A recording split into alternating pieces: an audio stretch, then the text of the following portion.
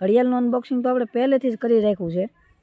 આ છે ને આ ચાર્જિંગ, આના સ્ટ્રેપ, આ બાજુ અંદરથી ખોખું નીકળ્યું છે આવું ને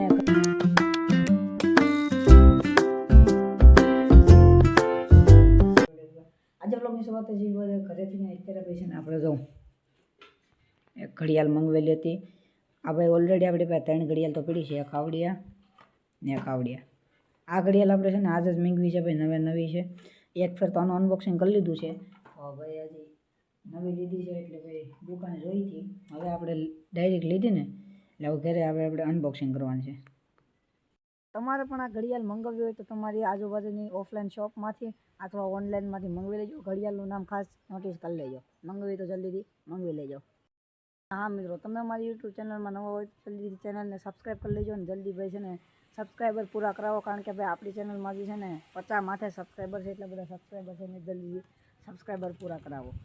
ને ભાઈ જો આ બધા વિશે આપણે બેહા હતા, અહીંયા ઘડિયાળનું અનબોક્સિંગ કર્યું. ઘડિયાળ તો જોઈએ પડી, હવે કેરી પેરી એનું કંઈ નક્કી નહીં, પણ મંગાવી લઈ ફાઇનલ. હા, આજનો વિડીયો તમને કેવો લાગ્યો જરાક કોમેન્ટમાં જરૂર દેજો ને ખાસ, અને ઘડિયાળ કેવી લાગી જરાક કોમેન્ટમાં જણાવતા રહેજો. અને આગલા વિડીયોમાં આપણે વાત કરવાના છે કે યુટ્યુબ થંબનેલ કઈ રીતના બનાવવું.